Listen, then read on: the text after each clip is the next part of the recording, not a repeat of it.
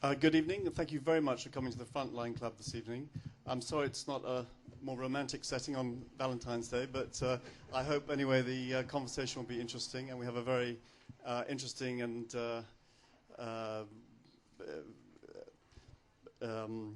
colourful guest with us this evening, and I think it'll certainly be worth your while. Clare Short needs little introduction. I'm sure you all know her very well. She was last in government in 2003, and I'm sure many of you will recall her famous resignation in the aftermath of the Gulf War and her reasons for stepping down from government after 6 years serving as a cabinet minister, and in particular shaping the development policy of this country and the DFID, the Department for International Development, in particular shaping aid towards Africa. And playing a really important role, I think, in New Labour's attempt to grapple one of the big issues of foreign policy. Before that, Clare was known for her campaigning, and these campaigns included trying to ban page 3 girls, which I think was a popular but failed, doomed attempt. And calling for the legalization of cannabis, basically campaigning often for human rights, for many issues on the left. And since her resignation, she has been one of Tony Blair's harshest critics, I think it would be fair to say, as somebody who knows him well. And we expect a lively encounter this evening. I've been asked to set the ball rolling with a few questions with Clare, and then we'll take some questions for the audience. I'd like to say from the outset, if it's possible, if you could make your questions as brief as possible and succinct, and we can get the conversation going, rather than declamatory statements that can sometimes make the proceedings a bit more dull. I think we'd probably like to start, Clare, with your decision to resign from government back in 2003. You were, as a cabinet minister, involved obviously in the decision-making that led up to the invasion of Iraq, and as head of DFID, part of the planning, if you like, for post-war Iraq. I mean, your staff were involved with the Americans in trying to devise a policy for what would happen in Iraq after the invasion. Was that a difficult decision? You were basically, I suppose, you were basically giving up your years as development secretary on a matter of principle. What was the thinking behind that? I mean, the first set of questions was whether we should prepare for a post-invasion Iraq. Because, you know, if you prepare, you're making it more likely. And way back, I went to Geneva, where all the UN humanitarian agencies are, back in 2002, and the Red Cross was preparing and so on, and came back and decided we had to prepare because if we'd done things right and through the UN there was still a possibility of the use of military force, and therefore it would be wrong to not prepare the international system for doing things properly. And then, and this is very interesting, because it's not widely known, but though you probably all know, that there were massive preparations made in the State Department that were quite carefully thought through, that included, for example, just taking the very top of the Ba'athist organisation away, but leaving the whole of the other structures in place, all the teachers and all the other people who had to join the party, because that was the structure of the society, and a real awareness of the dangers of, you know, civil conflict if things were badly done. So we had the UN quietly, because of the contentiousness of the possibility of war, but under Louise Fichette, then the Deputy Secretary General, preparing the whole of the UN machinery, the State Department preparing DFID in connection with all the Scandinavians and everyone, preparing for what would have been a proper internationalised reconstruction effort after a conflict which might have been properly organised through the United Nations if it were to happen.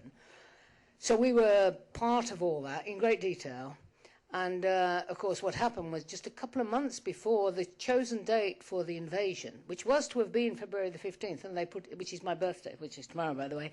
But I remember it because, you know, C told me this was the preferred date originally, and it was the date of the big demonstration, and it was the original planned date. But just a couple of months before that, responsibility was moved from the State Department to the Pentagon. They set up, what do they call it? A special unit. There was a British general put in as the deputy. All the international preparations were thrown away. So this is all part of the build-up. And I've, quite deliberately, in the run-up to the war, I'm making some sort of public statements or giving the odd interview and trying to, my vision is, you know, we'll hold Tony Blair's ankles and he'll hold Bush's and we might be able to get the world through this crisis. And I had said, you know, if we don't go through the UN, I'll resign, etc. And the interesting thing, you know, this is the thing I get so much criticism over, but I think it's my bravest try, actually, is that when Blair, it was getting clearer and clearer they were going to war, so then I said, I'm going. I didn't know Robin was going, by the way. There hadn't been that much debate in the cabinet. I was astonished. It was Blair that told me that Robin was going. But I booked my resignation speech. Then Blair has me in to say, what would make you stay? And involves my permanent secretary in it.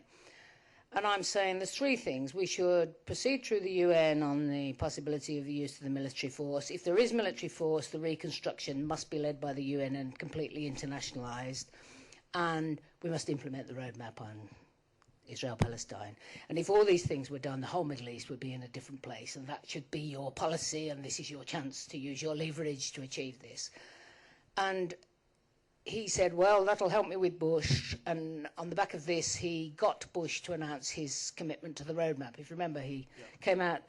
And I have to say, looking back, it's so cynical. At the time, I didn't think, you know, British prime ministers and American presidents in the teeth of war in the most dangerous region of the world just tell lies to kind of keep people like me in the government.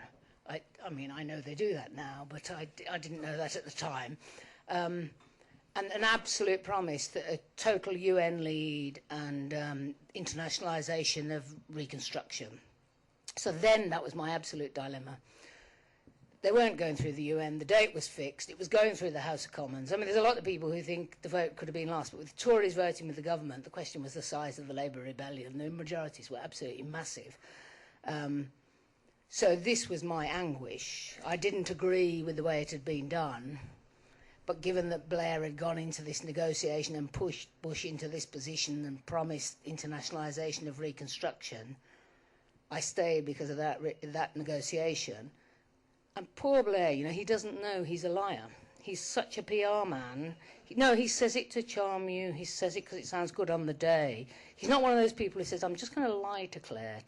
He thinks, can I get in there? And he doesn't know that you're not supposed to behave like that because he lives by the seat of his pants and by his PR capacity. That's my view of him. So there you are. My anguish was that I stayed at an enormous price to my reputation and what I thought of the invasion to prevent the disaster, well, try to prevent the disaster that's happened. And my Prime Minister negotiated with me, got the President of the United States of America to commit himself to the roadmap, you know, which would have produced a Palestinian state by the end of 2005. It sounds ludicrous now, but that's where we were. And I still agree with myself that if they'd kept their word, it would have been worth it. You think it could have succeeded? Yes. Really? And, you know, even after the invasion, because, of course, in these, we call them wars, but the nature of war has changed. I mean, the invasion phase and the bombing phase, yes, it hurts some people, but it has nothing compared with what then goes on thereafter. The very nature of war has changed. So I think that was my most courageous thing, and I was completely mistaken to believe that Tony really meant it.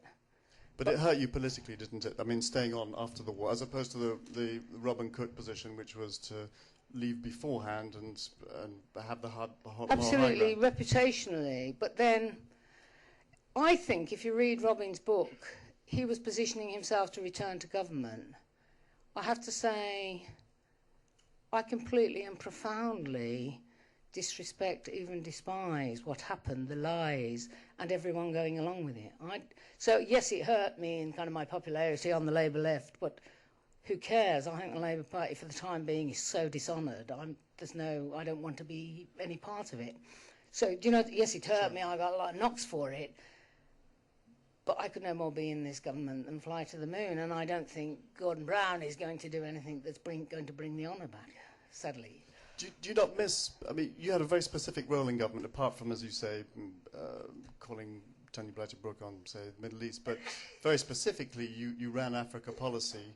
You redefined that policy in a way that hadn't been done before. Before aid was administered via the Foreign Office, it was very politically linked. You delinked it. You increased the budget that was given, and we had a very proactive policy as a result. I mean, don't you miss having your hands on those levers, which is something I know... I enjoyed enormously running the department, and I personally think New Labour, as well as losing its way politically, is incompetent managerially, whereas the Department for International Development is a very competent, well-managed organisation, and that is part of my pride about how we set it up and what it was for.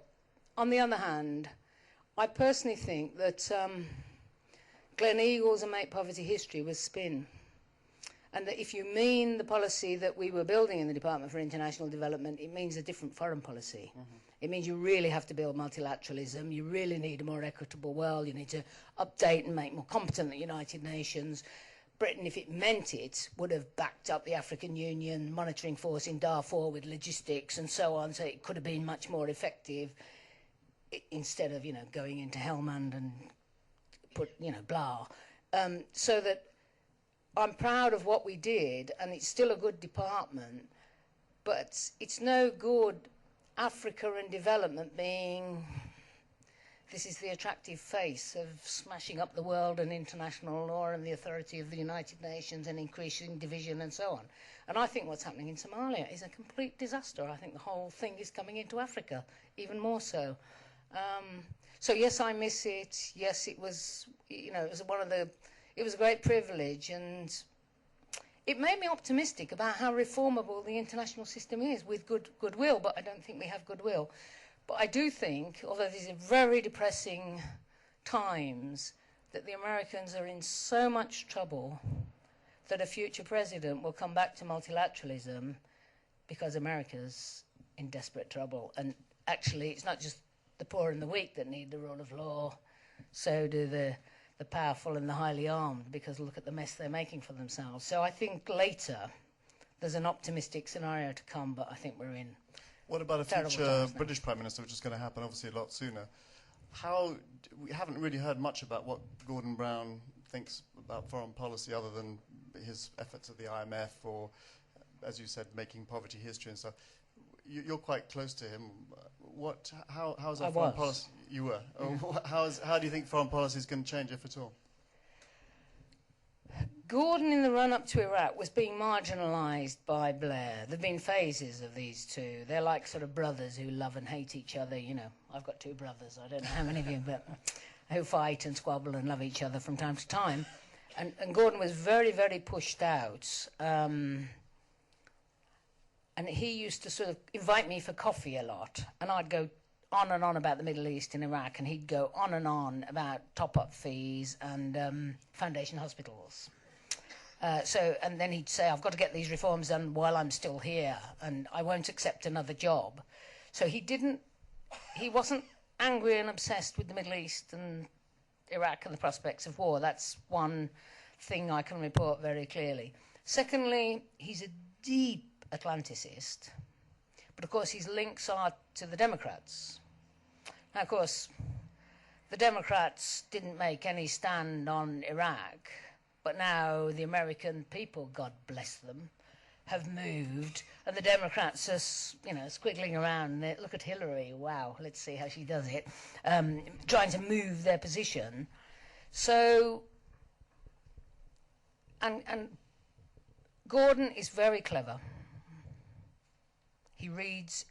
Tony has read very little history, doesn't do detail, is superb at presentation. Gordon has read masses of history and does masses of detail, and is perhaps a bit less good at presentation.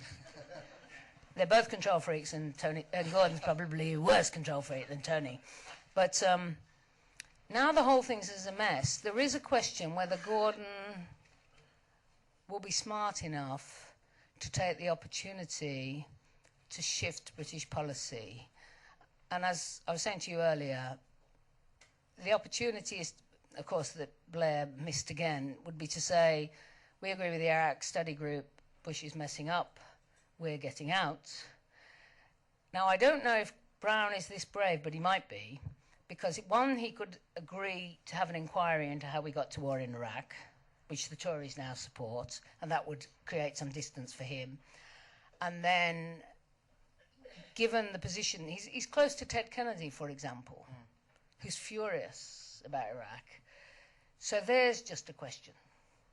I mean, Gordon went for Trident and 90 days detention. There's all sorts of things that I'm not saying inviting you to consider him to be a hero, but given the political situation, I think there's just a possibility that he, for his own reasons, might look for an alternative policy, and that could be interesting and indeed even useful. And are you too much of a troublemaker for him to ask you back into government or to play some role in his foreign policy making? Because he's not going to have that many experienced people. At least, you know, you've been around, you know lots of world leaders, you know how the game works. I would have thought you could bring something quite valuable to his government. I was brought up as a Catholic, and I'm that kind of, you know, Irish Catholic origins I come from, and, you know, I learned all my Catholic doctrine, and then I decided, you know, contraception really should be available. Therefore, after that, I thought the Pope therefore isn't infallible. And after that, I thought, well, maybe God doesn't exist, you know, as one does, 14, 15, 16. And I really threw my heart and soul into the Labour Party as the best available instrument of expanding justice at home and internationally. And it became my religion, my family, my church. And I have blasphemed for them. You know, I have said it's probably better if we don't have a majority Labour government. You're not allowed to say that, but that is what I think. So, no, I've crossed the line. Right. I've lapsed again. I don't know where I'm going next. But So that's it. You don't think for the foreseeable future, unless there's some shake-up in the Labour Party, that you're still going to be on the outside looking in? I think so, yeah. Yeah. But let me say, I think the House of Commons is massively diminished. There are odd voices, but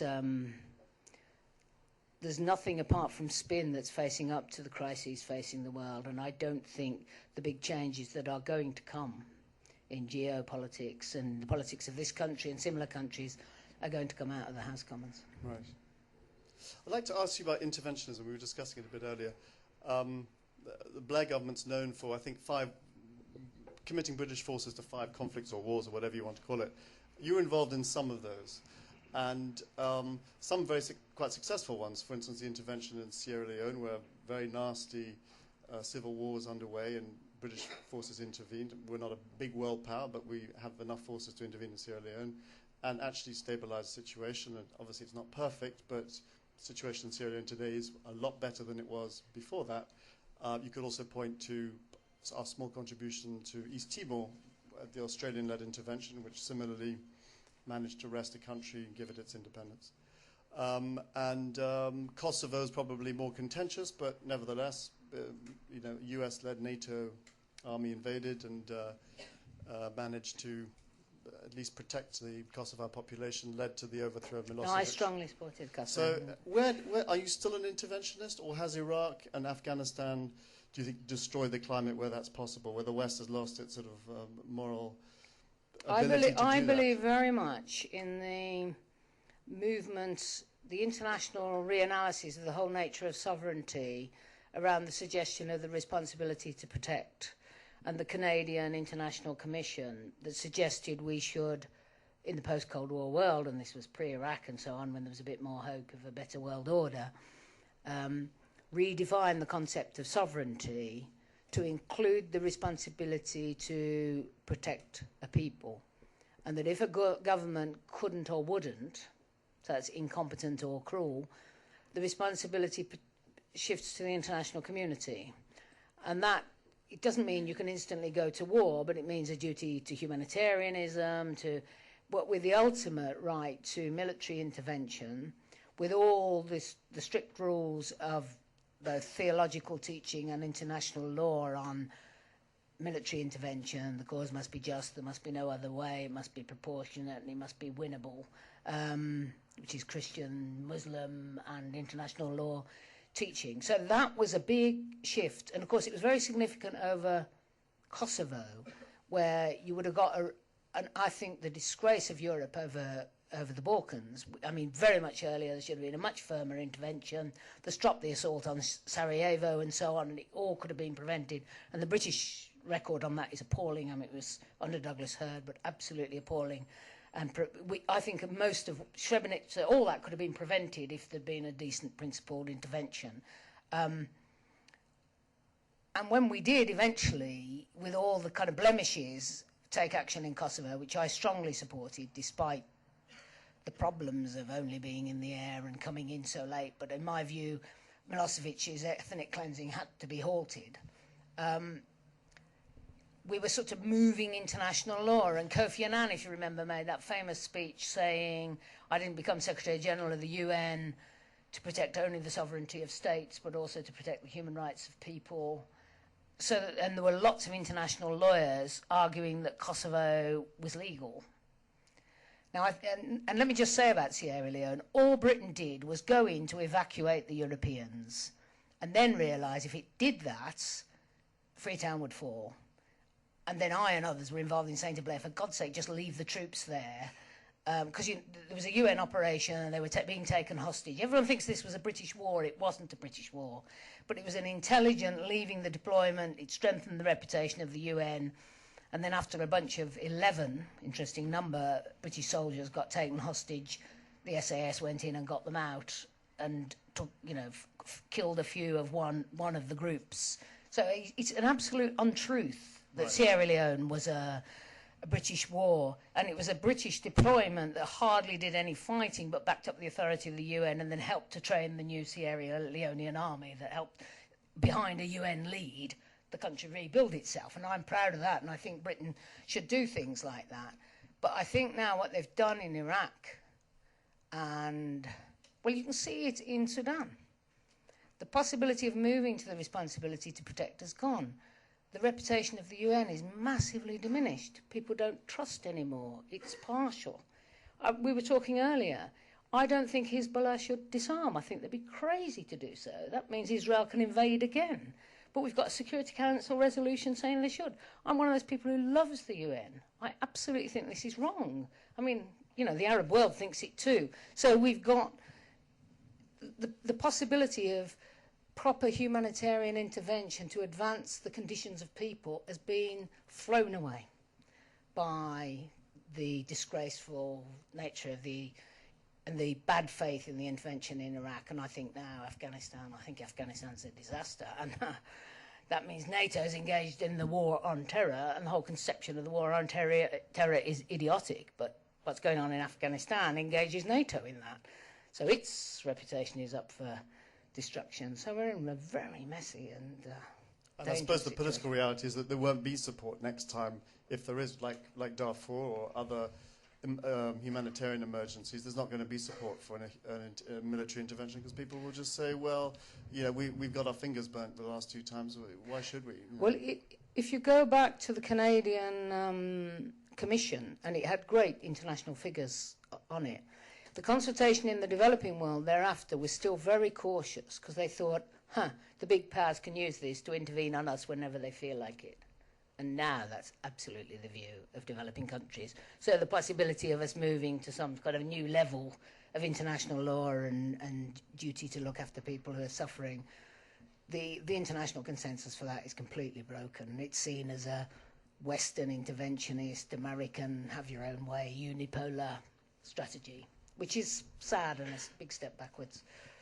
Can I ask you about Africa? You said a very interesting thing about the Gleneagles Summit, which was about 1.5 years ago now, where Blair and Brown and others committed themselves to making poverty history and these sort of grand declaratory statements and writing off the debt of many African countries. I think sparked a big debate. As you said, many people were cynical that we haven't ended poverty in this country. How are we going to possibly do it in Mozambique or Sudan? Read UNICEF this morning. And exactly. but also that maybe this isn't the right way to do it. You can't just apply a one solution fits all to Africa and dole out money, and with obviously all the sort of drawbacks that we've seen with aid. I mean, how do you think we're handling now a policy towards development in Africa? I think Gleneagles was spin. The promise to double aid, which is not being adhered to. But in the case of Gordon Brown, it was this new PFI of aid. I don't know if people know what it was meant to be. It was meant to be borrowing on international markets against future post-2015 potential aid flows in order to bring the spending earlier, in order that poverty would be so reduced you wouldn't need very much aid later. I mean, the transaction cost of doing it would be enormous, but even if we met the Millennium Development Goals, we're going to 8 to 9 billion people by 2030 to 50. So if we achieved 1 billion people, which we will because of China and India, 1 billion people lifting themselves out of poverty between 1990 and 2015, there's going to be more than another billion. So the idea that you could borrow future aid, that was where the doubling aid proposal came, and virtually no country in the world will support it. So the EU made some general promises to increase aid to Africa, which are not being kept. That was the doubling aid, so don't worry about it not being the best intervention. It's not going to happen. The debt relief, we were already under the Highly Indebted Poor Countries Initiative, which had been built and built, starting under, when the Tories were in government, but becoming more generous, had reached the point of 90-some% for the poorest countries who were reformers. And what was promised at Gleneagles was for those 18 countries, 100%, which is only up to that date, because then you start borrowing again. One of the points of writing off debt is so that you can borrow responsibly in the future. And of course, all World Bank, Africa Development Bank, Japanese aid is very concessional long-term lending, but it's borrowing. So what they did on aid was increase from 90-odd% to 100%. And so some of the money that was owed by those 18 big reforming countries to the World Bank and the IMF and so on was paid out of existing aid. There was no net addition. Some countries got a bit more, but they were highly aided countries anyway. But you can say 100%, it sounds magic, and people think, great, 100% debt relief, that is wonderful. And in the meantime, there was Darfur. 2 million people. Birmingham's a big city. I come from Birmingham. That's 1 million. Just think of 2 million people displaced from their lands, etc. And on it goes, and they cry crocodile tears, and there's been no serious intervention to prevent it. So, I mean, I think Africa is the most troubling continent. It really needs and deserves international help. Aid can be sensibly deployed. You can speed up how rapidly a very poor country can afford to get all its kids to school and to get basic health care in place. You've got to do other reforms that help the economy to grow. Aid can't do everything, etc. And we know a lot more how to do it well. It's very hard to do good aid in desperately badly governed countries, but we were developing that. But I now think there are some countries in Africa doing better. Overall economic growth is better. Nigeria is still problematic. Ethiopia is even more problematic and poor than it was before. And now Somalia, Ethiopia, America, the Horn is tremendously dangerous. So I'm really sorry, I'm one of the least cynical people on this earth, but I think that was largely spin. And I think it's sinful to spin over issues like that. But I suppose our leverage has also decreased because we're seeing a new player on the continent, China, bringing a completely different set of priorities to bear. How do you see that working its way out in the next 10 years? Not only maybe in China, but the, sort of the realignment of the geopolitical realities of China and India becoming mini superpowers. Well, China's in Africa because Africa is rich in natural resources, oil and other natural resources, and it's lending and bolstering countries in Africa, and we say, oh, and it doesn't care about human rights. But, there's just been these questionable elections in Ethiopia, and then, locking up half the opposition, the killing of a lot of people who demonstrated. But Ethiopia intervened in Somalia, and America's pleased, so America's pleased with Ethiopia. I mean, it's just a lie to pretend that China's doing something that the West didn't do in Africa.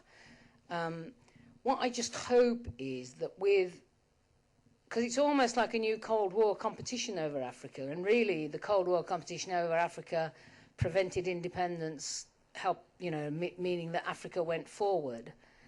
Can Africa play off Europe or the West and China against each other and get the gain for Africa? And that's possible. Mm-hmm. There are some smart people on the continent who've been through, or maybe it's just another round of exploitation of Africa's natural resources, with everything coming out of the continent unprocessed and all the value added happening elsewhere. I think a lot of the Western denunciation of China is hypocritical, but and Africa needs a new approach. It needs investment in infrastructure that can only come from private sector investment. I don't know. It's very interesting. I hope Africa can be smart about this and really get China and the West playing to its tune. That would be very nice. And we need a few countries in Africa to take off and become examples of success so that people in other countries demand similar progress. And it could happen. Mm-hmm. Okay. Well, I think we've covered a lot of ground there, a lot of interesting subjects. And I'd like to open the floor now to questions. Could you speak into the microphone, because we're recording this, and we'd like to get your questions as well as the answers. Baria? This is a burning question, Claire, and I'm sure somebody like you can answer it for me. And I am very happy to ask it in this place specifically. As an Arab journalist and writer, and I've met many politicians, and you've always stood as somebody extremely honest and sincere. You were in cabinet, you were there. There is this question in our minds coming from the Middle East that the West actually couldn't care less about human rights or about how we are governed or how we live or anything. It's all about oil, it's all about money, Is this true? This is my first question. My second question is, you've lately been to the Middle East. I wonder, how do you see the immediate future of the peace process, Lebanon and Iraq? Thank you very much. I think the West's policy towards the Middle East is shaped around oil and has been since the boundaries were drawn at the end of the Ottoman Empire. I think it's completely cynical. It props up dictatorships to prevent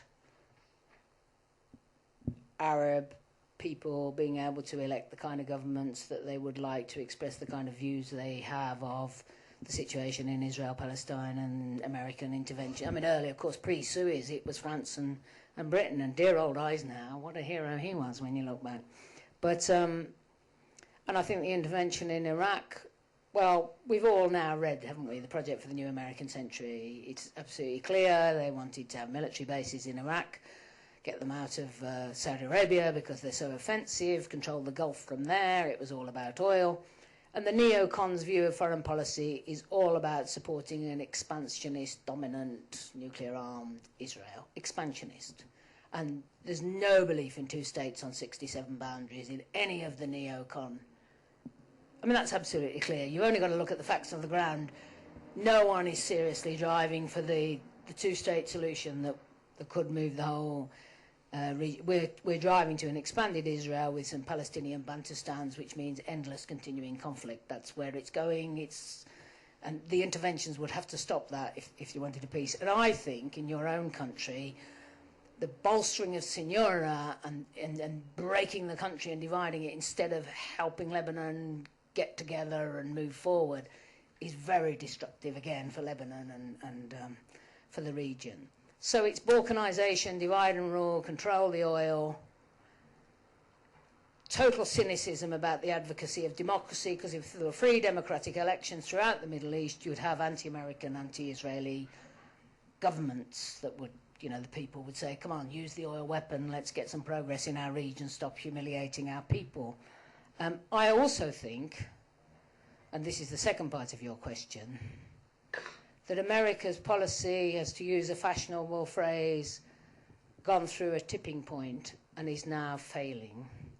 I think America is in such trouble in Iraq that the only way out is the Iraq Study Group, which is sort of written in a very understated way, but what it really says is the only way out is to give up your aspiration to long-term bases in Iraq. You have to talk to Syria. Oh dear, that means they've got to have the Golan Heights back. You've got to talk to Iran and make a compromise. And of course, formally, British and American policy, I think, still is that all WMD should be removed from the region, which of course would include Israel. Oh, and by the way, you've got to have a solution on 67 boundaries, and East Jerusalem's got to be the capital of Palestine, and we've got to have a settlement on rights of return. It's all there in the Iraq Study Group, extraordinarily. And I actually think now we've reached the point where the greatest military power on earth can bomb but cannot control Iraq. Enormous pain for the Iraqi people, but cannot have its way. And the great power of the Middle East, the great arm to the teeth, nuclear-armed Israel, can't beat Hezbollah. Hezbollah beat them. I think America's domination of the Middle East is over. And the question is how bloody and long it's going to be, because non-state actors can beat them. That's the answer. Now, my hope would be that a new American president, with the movement of American public opinion, thank heavens for that, might have to pick up the Iraq Study Group again. And the only way out of Iraq, this is my optimistic scenario, but I don't think it's foolish, is a complete transformation of American Middle East policy.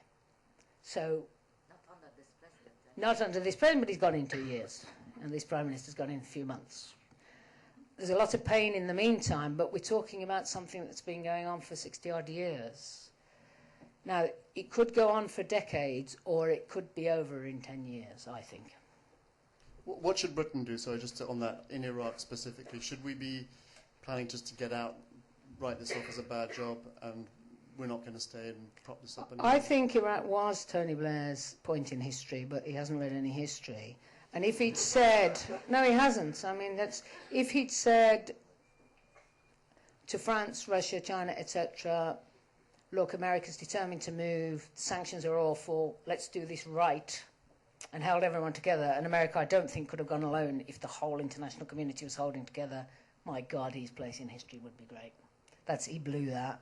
So that was what Britain should have done. Not because just Britain could do it, but with our history and so on. And if we wouldn't go... and I keep saying, look at the 35-country coalition. America was so desperate to be seen to be in coalition because the American people were saying, who were lied to and believed the attack on the Twin Towers came out of Iraq. They said yes to war in coalition, not alone. Britain was the big symbol of coalition. They went around Africa. The spoils of the coalition included Rwanda, Eritrea, Ethiopia. They didn't want any, they just wanted a number of countries on the paper. But it shows you how weak America was in the sense that it needed to say we're in a big coalition. So that's the first thing Britain should have done. But now where we are, I really think the Iraq Study Group, and of course Blair, poor chap, he read in the papers or wherever he read it that the Iraq Study Group, as we all did, is going to come out for talks with Iran and Syria. So then we read in the papers that Blair's going to give evidence to the Iraq Study Group and is going to advocate talks with Iran and Syria. Good. Then the study group comes out, and he and Margaret Beckett, poor old Margaret, what a shame. Well, anyway, that's another story, said this is a good report, and then Bush rejected it, and then they didn't say anything. But I think what Britain could have said is, we agree with that policy, and if you're not going that way, we're coming out. And some honour could be got back, and then Blair, and this is just, I'm amazed that the media aren't just crueler about it. You know, before he goes in 3 months' time, he's going to negotiate a successor to Kyoto, get the Doha round completed, and bring peace to the Middle East. I mean, it's really, this is pure delusion. You know, I mean, with the best will in the world, it's not doable. And if he's briefing that, then he's not living in the real world. He just doesn't know what's going on. That's not being rude. I mean, that is just reality. But what Britain should be doing is, and to be fair to Blair, all post-war prime ministers, except for Edward Heath, have been obsessed with the special relationship. This is Britain, lost an empire, hasn't found a role, being best friend with the biggest bully on the block makes us important in some way. This is now our role in the world. I think to be a more independent multilateralist, making coalitions for the new world order that we all know needs to be built. So yes, you know, much more intelligent intervention in Darfur, backing up the African Union, making that more effective, etc., and giving Europe the chance not to seek to be another great power, but to stand for an alternative view of the future, but working as and when. I think that's a great role for Britain, and that's where we ought to be, both over Iraq. And I think it's an utter shame of the EU and Britain that after totally democratic elections in the Palestine, the money was cut off to Hamas. That is an absolute disgrace. But a Britain that got itself out of Iraq, argued for, you know, especially now we've got the agreement between Hamas and Fatah, and the chance came back in with money, start saying to Lebanon, for goodness sake, bring all the forces together, don't have a division in this country, and then just working with others. That's the role for us. And we could all be proud of ourselves again at last. Gentleman over here. Yeah, my name is Antoine Lukongo. I am a journalist and I'm originally from the Democratic Republic of Congo. We all commended you for the courageous step you took to leave the cabinet, because after the invasion in Iraq, but at the same time, we know very well that you supported another Britain and America led invasion of Congo by Tutsi troops from Rwanda and Uganda. And you even called Paul Kagame, who is now indicted for crime against humanity, and there's an arrest warrant against him. You called him Sweetie Paul Kagame.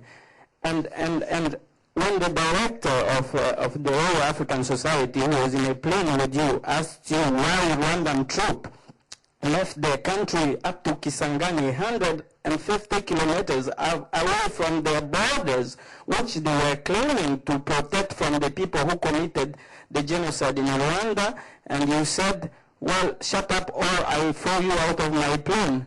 And you even went to Radio 4, and when I was campaigning over the country here, 5 million people killed in Congo, Congo's natural and mineral resources systematically looted. You went to Radio 4 and you said that that was an exaggeration. No, you cannot support the invasion of Congo and then you resign over the war in Iraq. What shall we call that? Contradiction, selective morality, or hypocrisy? We should call it a false account that you've just given. Now, of course, what happened in Rwanda after the genocide, which of course was supported by Mobutu, and then of course the forces of the genocide went into Congo and were continually supported and invading. And before I came to office, Uganda and Rwanda went into Congo and then went right through to Kinshasa, and Kabila, the father Kabila, was brought to power. This was all before our time. We, the UK, and me personally, decided to act in Rwanda, because of course Rwanda had never had much British engagement. It was a francophone country. It had fallen out completely with France and Belgium for very reasonable reasons. The country was decimated, and if they didn't get some ally, they were never going to rebuild. So we, the UK, stepped forward to be a partner to try and get a more ambitious rebuilding program at the IMF and the World Bank and so on. And the second invasion happened, and we didn't abandon Rwanda, but used all our influence to say this is not the right thing and you've got to get out. And the fact that, yes, there were forces in the eastern Congo trying to invade Rwanda. Yes, they were being armed out of Kinshasa. There's no question about that. And in the end, they did get out, and Rwanda is making progress. But there is horrendous, which you might share, anti-Tutsi kind of racist type sentiment in Congo about Rwanda. But I understand relationships have improved enormously between Kabila and Kagame. And although I've got a lot of respect for what Kagame has achieved in Rwanda, I've never called him sweetie. I mean, he's just not that kind of guy. The Telegraph that you reported.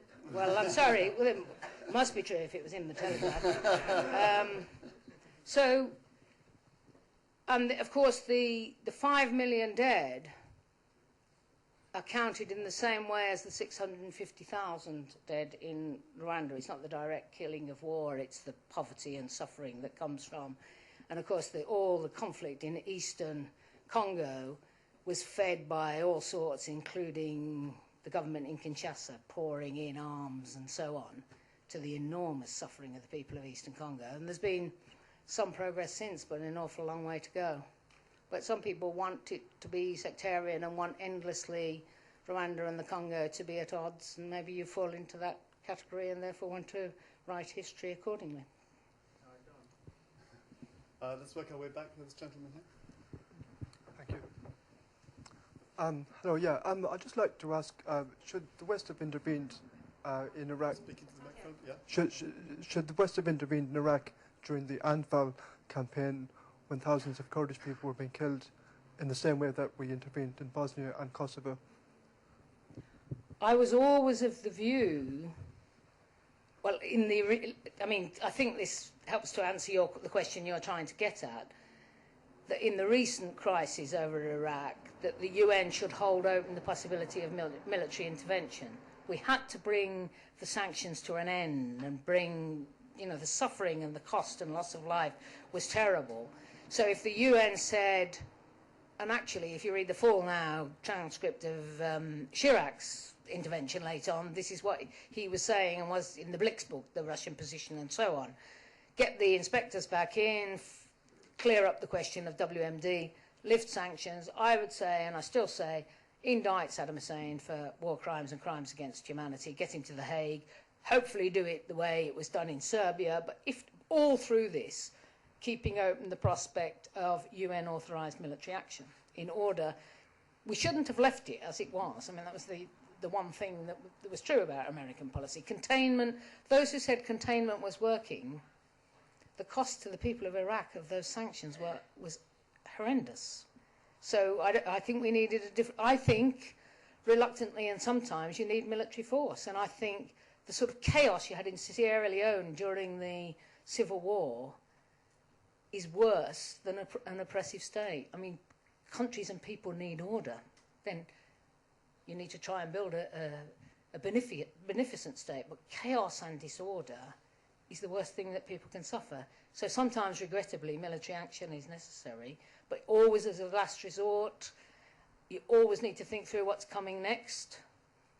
The Geneva Convention says if you invade and occupy, you must keep order, you must attend to humanitarian needs, you have no authority to change any of the institutions of a country.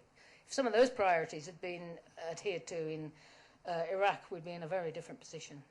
So, yes, protecting some people with no-fly zones is a good idea, but then you've got to have an overall policy that resolves the problem and helps a country to move forward. Gentleman here. And it requires good faith, and there was no good faith. The South African government of Thabo Mbeki has indicated recently that it wants to redress the perceived inequality of 90% of land being held by white farmers. Do you approve of that statement of intention? I do, absolutely. But the danger, I think one of the reasons that Thabo Mbeki has been so useless about Zimbabwe is that he was scared of this issue. But the way to deal with it is not to duck. And of course, South Africa, since democratic South Africa, the end of apartheid, has had land reform policies and needs to have. Land was confiscated, people were thrown off massive white farms with irrigation and, people who used to live on that land. You have to resolve that sort of injustice, but you need a well-organised land reform programme, because, of course, what Mugabe did in the end was dump people onto land with no irrigation, no seeds and so on, and actually give most of the farms to his own cronies rather than redistribute to farming people. So I think South Africa needs to drive forward faster with a well-organised land reform programme. And if not, there's been great progress in the building of better public services in South Africa, but the fundamental grave inequality of the country is not changing. Some black people have gone up into the rich white, but it's really two economies, an OECD economy and a developing poor Africa. And there's got to be more progress in building one economy. and land reform is part of that. And I think they need to get on with it more vigorously so as to not end up with the sort of horrors of Zimbabwe. Do you think you and the British government could have done more to stop what happened in Zimbabwe? I think Mugabe blames me, you know. I don't know if you know, he's like his friend here. Because I said the money in the British Development Programme is for the advancement of poor people, and where Lancaster House is over, they didn't take up all the land, all the money that was there for land reform under Lancaster House. If we're going to do land reform now, poor people must be given a priority. Whereas he wanted colonial guilt, Britain's guilty, you know, give us the money. I think our approach to land reform, because if you remember, the UN came in, there were all sorts of internationally agreed programs for quite rapid, and there should have been more land reform in Zimbabwe. There's no question about that. But by then, Mugabe was losing his popularity, was using the issue to sort of keep himself in power. I think a lot of the British rhetoric was very destructive. Funnily enough, Peter Hain was Minister of State at the Home Office at the time and was talking, I don't know, like a British Governor-General, and we lost the support of all the neighbouring African countries for some kind of sensible compromise. And look at it now. I mean, it's talk about humanitarian intervention. It's an absolute tragedy, and I think the international community has let down the people of Zimbabwe terribly. But Britain was a kind of useless actor because we were always seen as the mouthpiece of the white farmer landowners. You know, Britain could never be heard as being a fair country. Britain needed to step back and let others take the lead because of our history in that country. Gentleman back there. Ron McCullough, Insight News. Was there ever a time in your term of office at DFID when you can remember being most surprised by the level of corruption you were encountering with African governments that DFID had been supporting? Nigeria is a terrible problem, but it wasn't a surprise. Everybody knows. I mean, the question in Nigeria, given all the oil money and the history and coming out of military rule, so you want to engage, and we'd stayed engaged at sort of local government level in some places right through the military rule. So, I mean, it is truly terrible in Nigeria, and this question for development, how you work in a country where there isn't a reforming government, because even the best reforming government in a very poor country is still going to be compromised. It's impossible to, you know, make really good progress in desperately poor countries very quickly.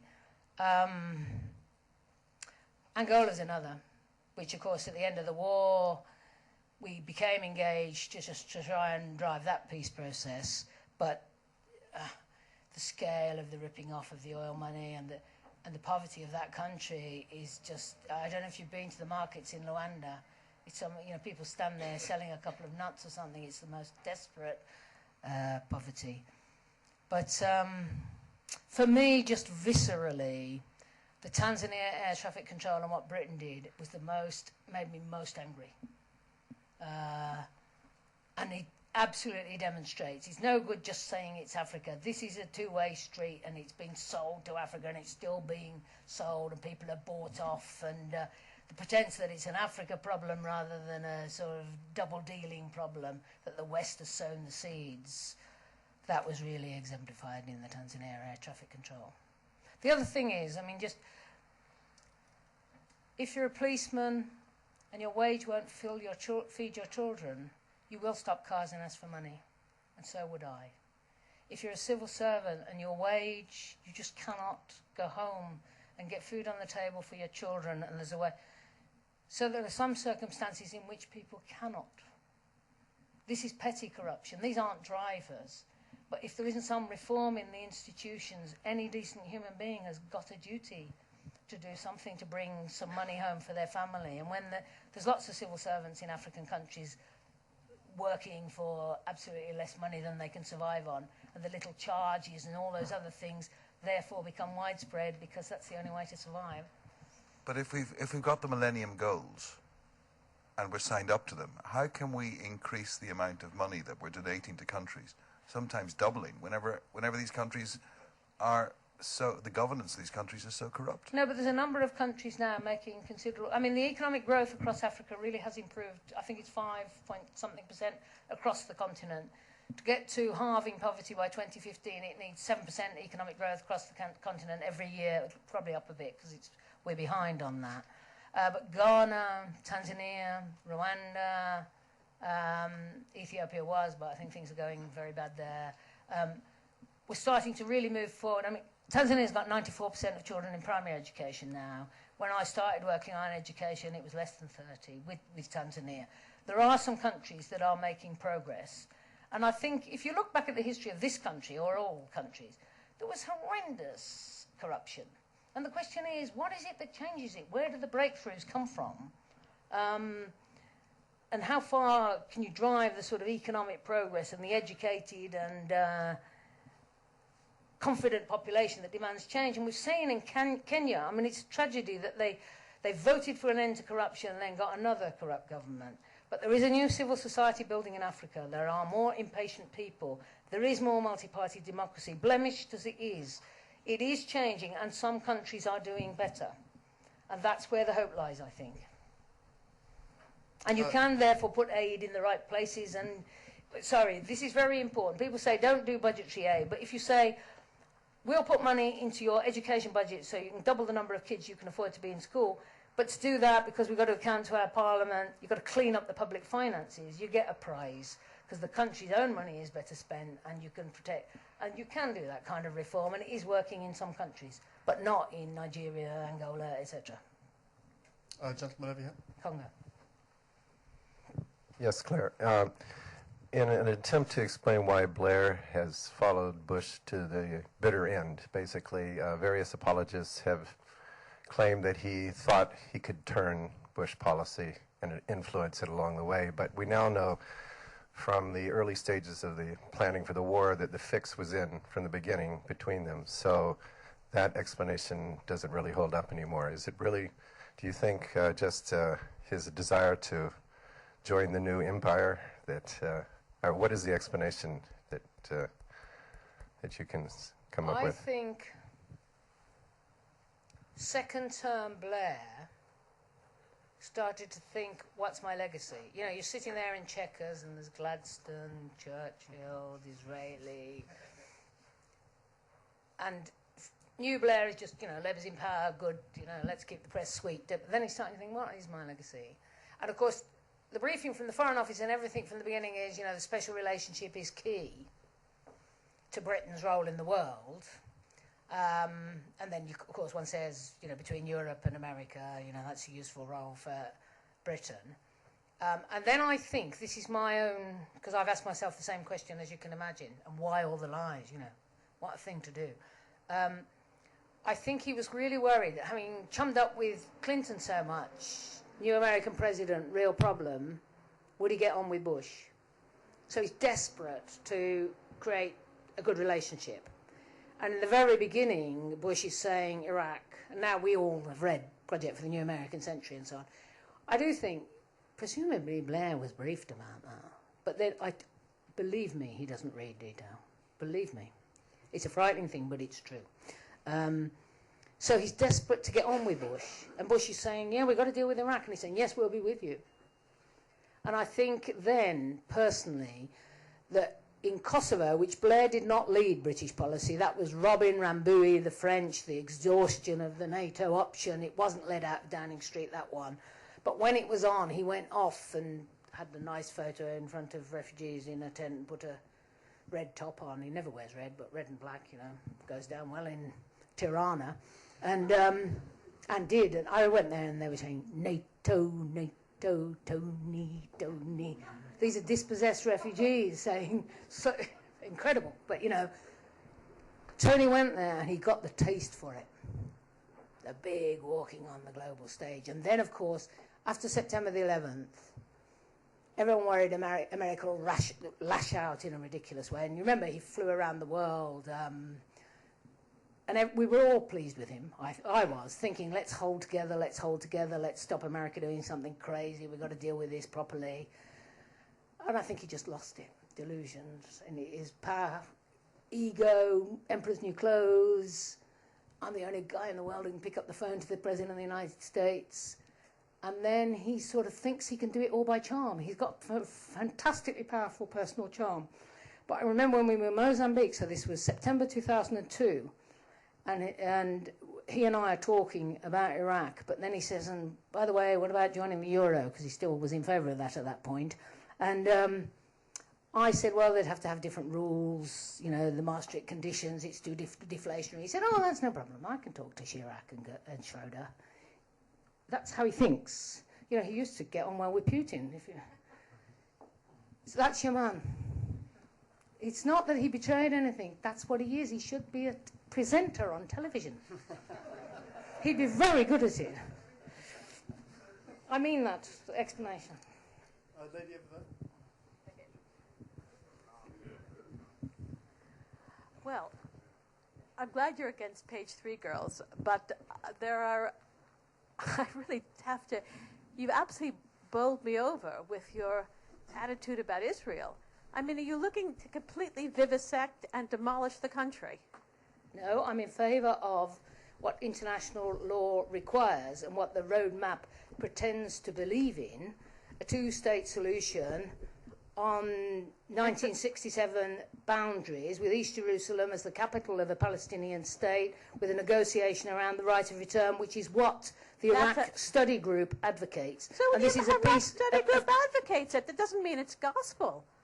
Well, I'm in favour of it, and it's what international law requires. But I'm well aware that Friends of Israel have no respect for international law, believe Israel can be as expansionist as it wants, can build a wall that takes more territory, that breaches what the international... That is not the scenario of events. Well, I think it is. They have not ever waged an aggressive war. They have waged defensive wars. I think those days are over, my dear. I think the whole world knows what Israel has to. And just to make a couple of comments in terms of your evaluation of Blair and Bush, I think they put the fix on Israel. They messed it up because they're going to all vivisect Israel. Well, there you are. That's interesting. You. Gentleman over there. John Strafford. 2 million people marched against the war in Iraq. The Labour government has been elected with only 22% of the electorate voting for it. We've got an unelected House of Lords. Justice, liberty is being destroyed systematically. How long do you think the British people will put up with the charade that we're a democratic country and have got a democracy? And how long will it be before they take to the streets to demand democracy in this country? And can it be done without resort to the violence which has accompanied every advance of democracy in the past, from the suffragettes to the 1832 Reform Act? I share your basic analysis, which is why one of the major reasons I've fallen out with my party. But I think there is a remedy at hand that is quite likely. I think, and it is true, the Blair government now got 35% of those who voted, but on a very low turnout, 22% of those eligible to vote. But even it would, on a proportionate vote, it would only be a third of the seats in the House of Commons. If that was it, he'd be a totally different Prime Minister. You know, you'd have to be assembling a coalition, explaining yourself, getting people together, listening to the country. It's a profoundly dysfunctional constitutional arrangements we've got, and I think they've become more... The rise of the third party makes it more distorted. Blair's vote is much lower than Callaghan and Wilson used to get when they had majorities of 6 and so on. The rise of the third party makes our electoral system. The chances of the next Parliament having no overall control are massive. The Tories are rising, but their vote is very concentrated in the south of the country. So they have to be something like 9–10% ahead to win, which they're not going to make. They could easily get a majority of the popular vote and a minority of the representation in the House of Commons. But on all the projections, it's becoming... And, you know, Labour's going to lose about 18 seats on boundary reorganisation. And you only need, 28 seats to change hands. There's 20 seats with a majority of less than 1,000, and there's the attitude there is in the country, which is a bit plague on all your houses. I mean, that's The people have always had a healthy disrespect for politicians. It's now a sort of contempt, and it's very widespread and quite visceral. But I think the odds of the next Parliament having probably Labour the largest single party, I mean, we're talking a couple of years here, and of course if Labour's behind, we'll probably go through to 2010, which is going to be interesting. Then the Liberals don't have to say who they're going to go into coalition with. They just have to say electoral reform. By then, the Tories might go for it, because the whole system, then it's British arrangements have changed. We'll be back to cabinet government, because you don't get that concentration of power in Downing Street. You have to hold... I mean, it's remarkable that the House of Lords, with its disgusting composition, is a much better parliament at scrutinising the executive than the House of Commons. It is. Just on going through the legislation and, you know, who held it on 90 days detention, it was the House of Lords and so on. So I don't think we have to take to the streets. I think we have to bring about that result. I think it's highly likely. I think it would transform British politics, and I think it's coming. How serious do you think the cash for honours scandal is going to be? I think if there are charges of people very close to Tony, and they're the only ones who knew,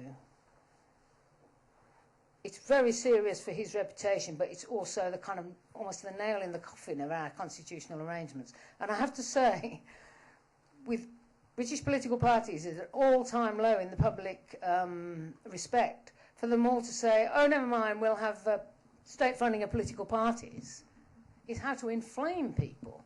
And of course what we need is to just restrict spending. Who needs the helicopters and all those stupid posters? And this is all about imperial politics. I can't get on a train, I'm so important, I've got to have a helicopter. And that's where all the money is going. And all. But I think we're coming for interesting times in a good way, because of that anger that you've expressed. And I think there are ways through. Because it is, I think the political elite is out of touch with the country. And it's both parties. I mean, the difference between the Tories and Labour now, they're both at it, spinning away and PR, you know, and basically believing in the same things. And the country doesn't... And I represent a poor constituency, and this report from UNICEF is not a surprise to me. And our prisons are stuffed to overcrowding, we're getting more and more crime. The education reforms are so academic, you've got more and more disgruntled children who are... We're doing it wrong. We're sort of imitating America in our domestic policy as well as our foreign policy, and we're becoming a less happy country, and we can do better than this really quite easily. But I think there's hope. Gentleman here. Claire, a question which has really got two parts, I suppose. You've talked about frequently this evening about politicians and their sense of history, those who have it, those who perhaps don't.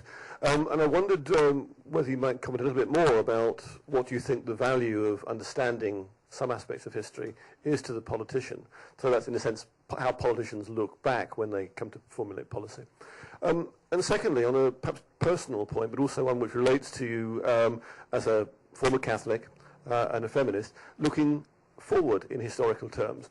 One of the great historical movements of the last 10, 15, 20 years, some people would date it a little earlier, and undoubtedly it's going to continue to influence politics in the next 30 or 40 years, and who knows, maybe for longer than that, is the re-emergence of religion in many parts of the world, and I'm not strictly limiting my remarks to the Islamic world, as a force in politics.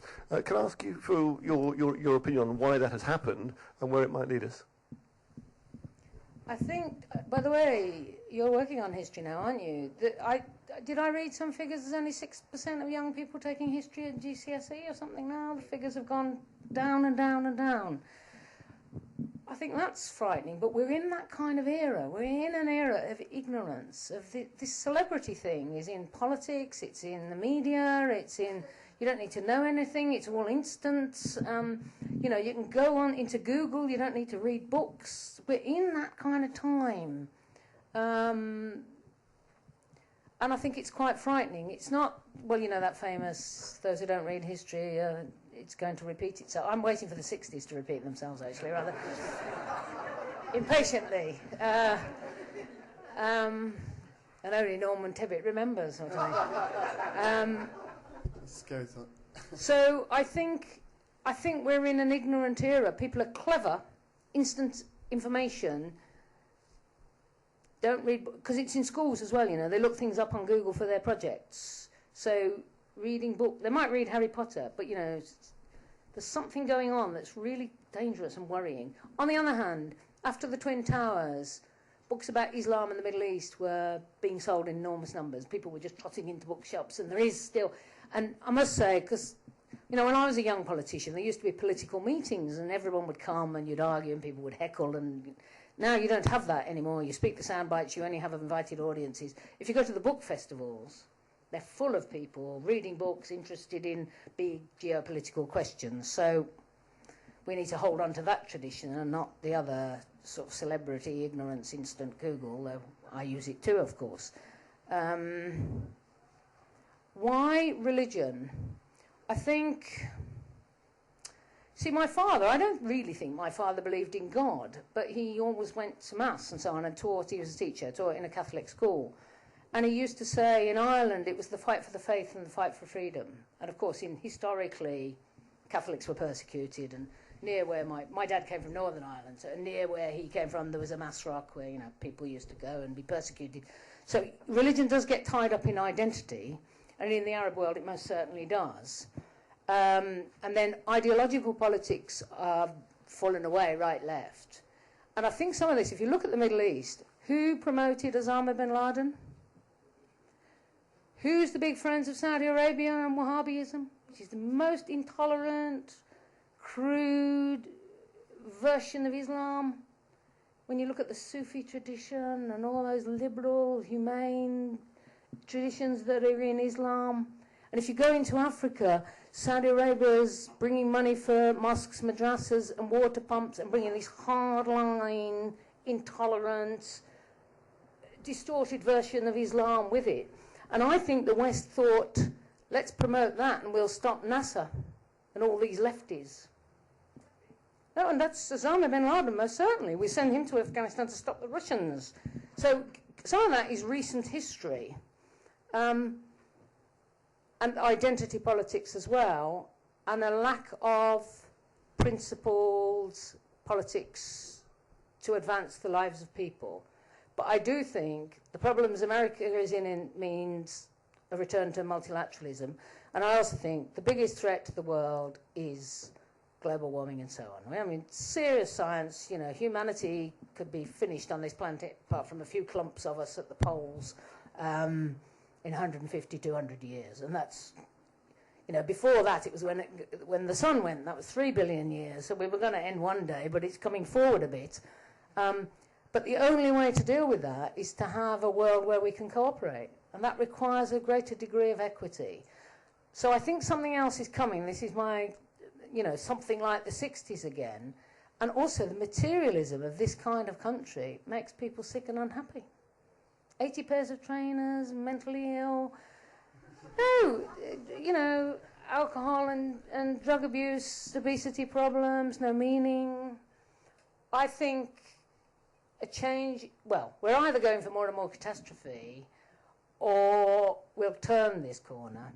And then there is, because in all religions, there's a sort of intolerant, we want to be in charge, and my God, Catholicism knows about that.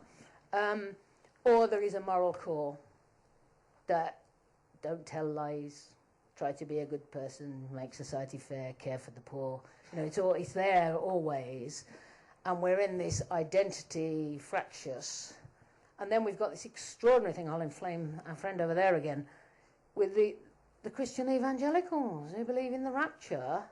They want the end of the world to come, but it won't come until there's a Jewish state in historical Palestine. So they're sending money to the settlements and voting for expansionist Israel. But then, of course, when it comes, the Jews are going to go to hell unless they suddenly... I mean, this is a big chunk of George Bush's coalition. What kind of madness are we living with? So, and I think my final point is, because of the power of the 24-hour media, media stars are becoming the leading political players. So Ronald Reagan, Arnold Schwarzenegger, Tony Blair, even George Bush. He might not work for us, but he's sort of Texas Huxon, not very good in the brain department. No, this is who looks good on the telly politics. Churchill needn't apply, Attlee, forget it. We're there too. And I think the imbalances in the world economy, I know, it's still, the IMF says it's all right for a bit, but it's not going to go on. And if we get more crises, I think people will want bigger figures again, bigger leaders, bigger discussion. So I think we're in a very bad period, and this sort of identity stuff for all these reasons.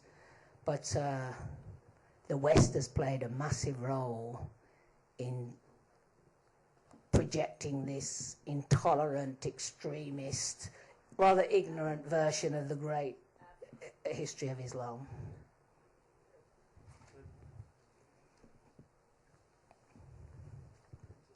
Just a small question about a small place.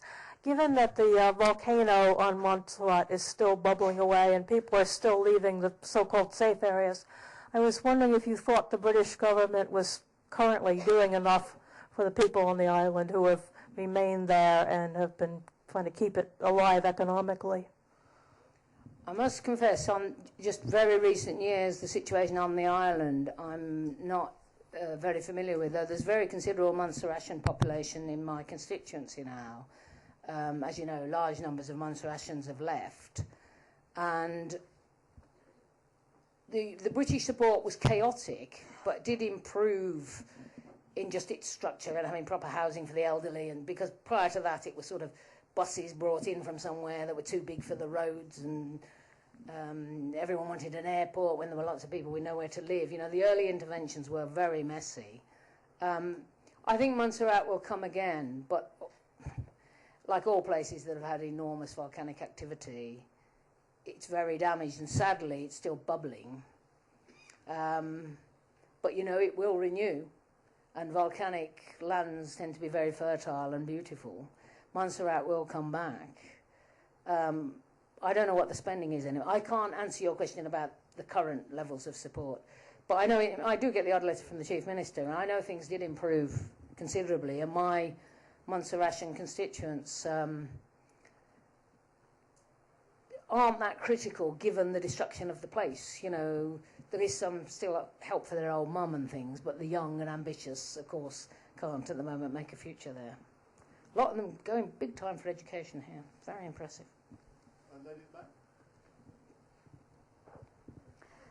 Do you think our governments need to know more about cult nature and terrorism? Well, the current government, our government and the Bush administration, do they need to have a greater understanding of cult nature and terrorism?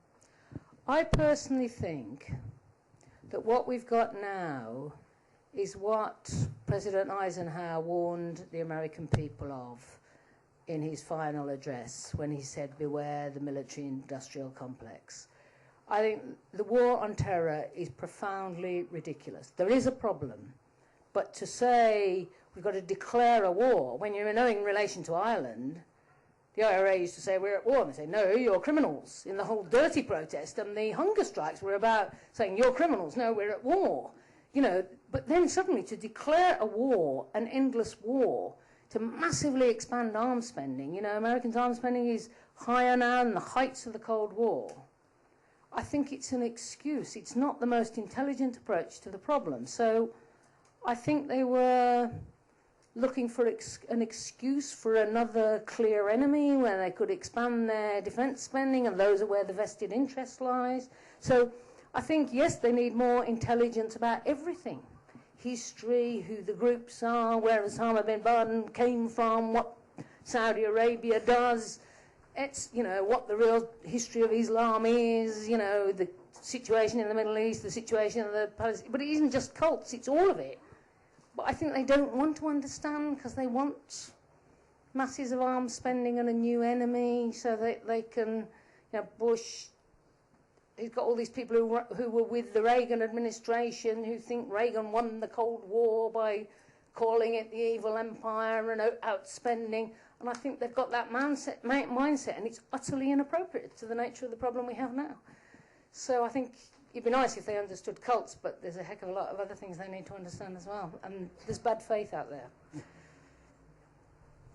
A couple more questions. Lady in the corner here.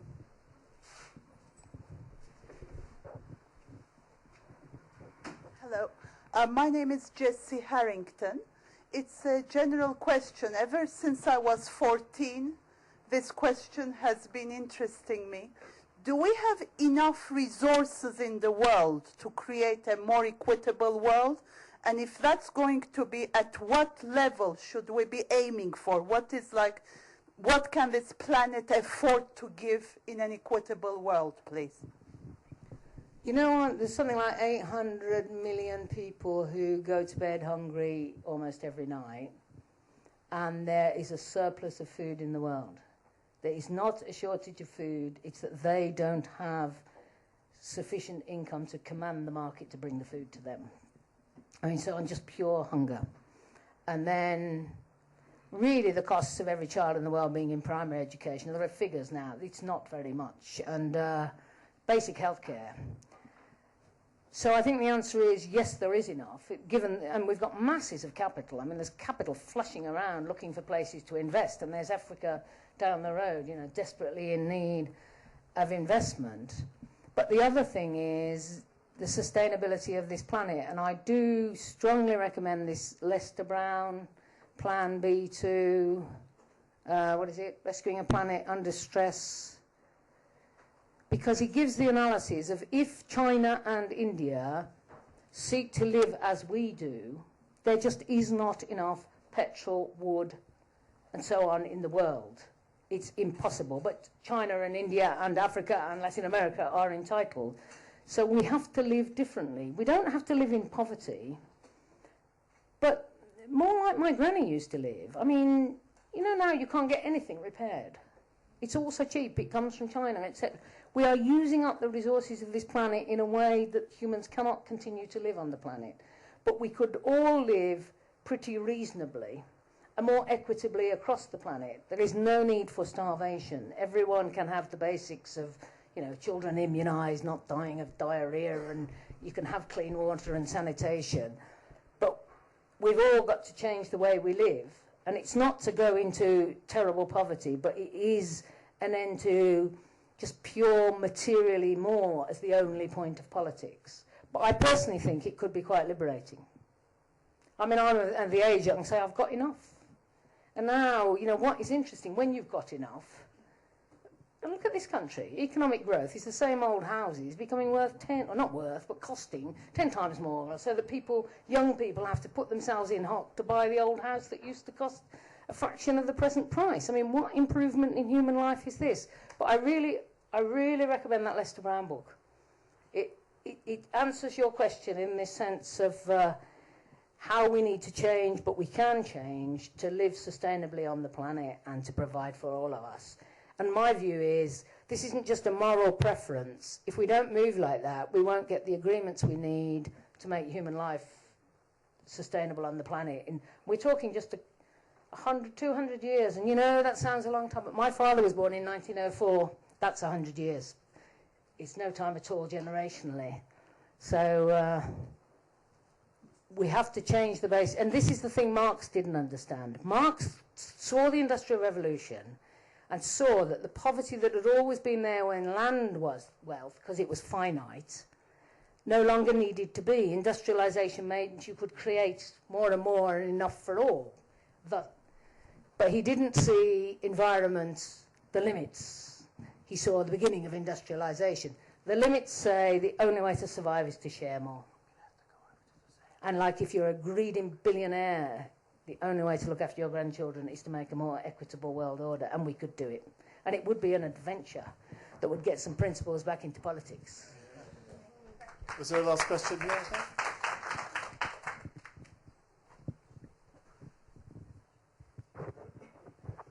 Do you think Tony Blair could have been selected as a young man as a future Labour leader? He had 2 Fulbright travel scholarships, as far as I know, and before he became Prime Minister, he visited America 6 times, I believe, and he was paid for these trips. I don't think Tony Blair would have been elected as Labour leader if Labour hadn't felt that it so desperately let down the country and it had to win. I think if John Smith hadn't died, we'd be in a totally different place.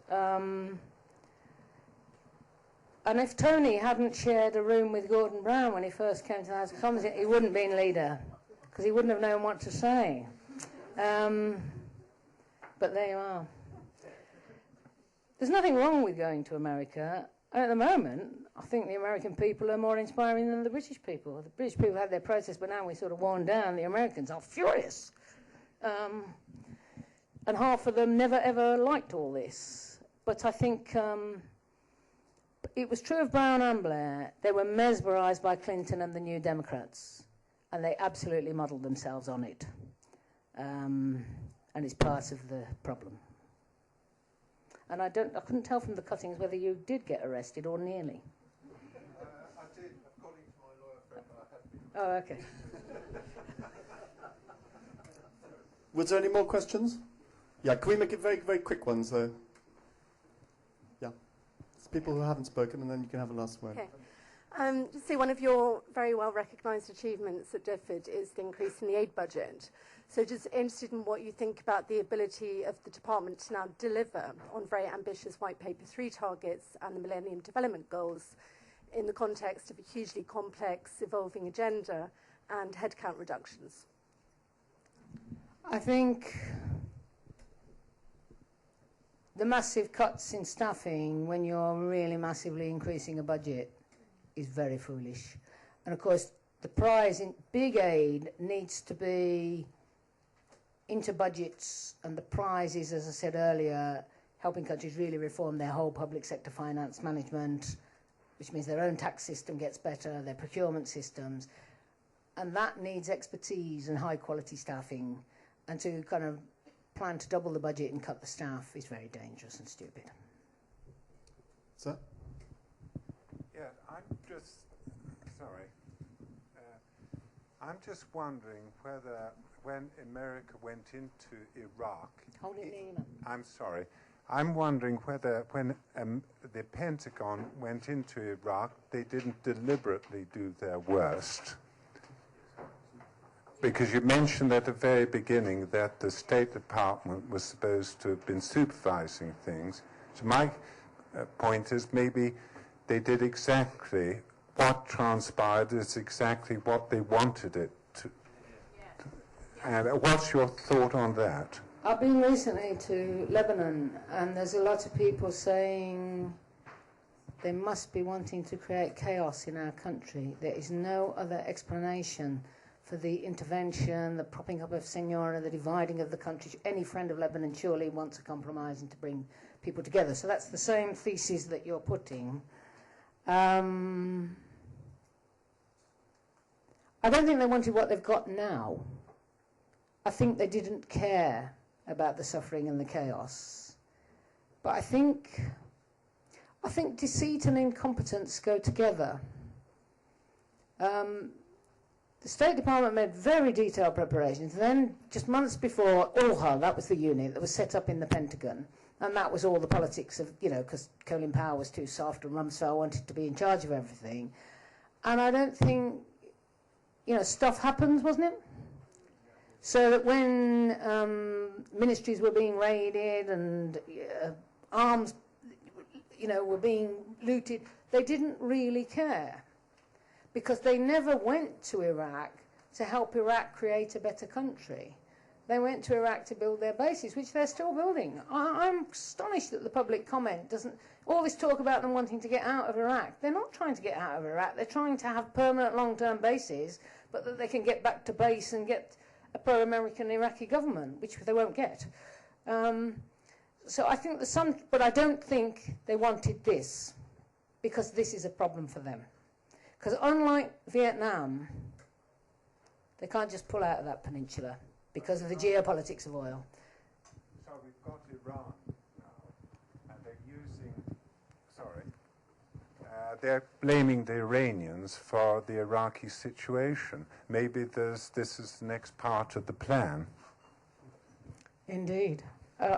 My view on that is only set of mad lunatics in the situation they're in Iraq would consider bombing Iran or authorizing Israel to bomb Iran. So in any rational world, you'd say even they wouldn't.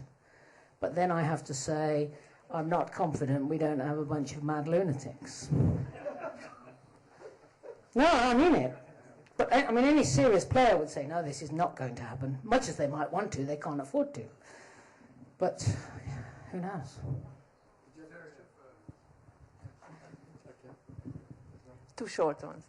One on celebrity culture and the role of media, since we are journalists. What do you think, how we're doing? And the second one on Balkans, how much are you following now? And did you think in '99 that we would still be having negotiation process on Kosovo?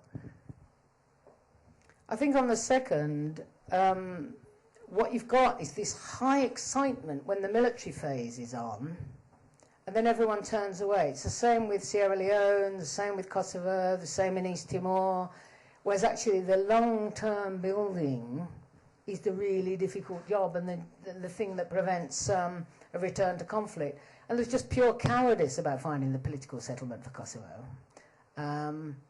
But funnily enough, I feel slightly optimistic about the present proposal. I know it's a bit of a fudge, and I read in the FT a couple of days ago that the West is thinking they'll offer this half sovereignty to Kosovo. Kosovo will then declare independence, and most countries will actually recognise it. I think that's where it's going. But no, I think it's been just pure incompetence to leave it so long. And of course, because Kosovo didn't have sovereignty and was it couldn't get on with rebuilding its economy, it couldn't get help from the World Bank, etc., etc., etc. Celebrity culture, well, I've sort of commented on it. I think it's an alternative to ignorance and not reading books. I think it's sort of pretending Hollywood is the world. And, you know, we all like a good film, but, excuse me, it's a bit more serious than that. And I think the House of Commons is sort of infected with it. You know, it's the Big Brother house. People want to be in the media rather than get things right. And I do think, what's the explanation of the poor quality of political leadership we have? It's the people who look good on the media. Well, the media, who's in control of the media apart from Mr. Murdoch? It's certainly not you lot. I mean, there's lots of good people who work for the media, but they have to go along with lots of it. And I won't mention Mr. Murdoch to you, of course. Thank you all very, very much for coming this evening. I think you'll agree we've covered a lot of ground. Thank you, Claire.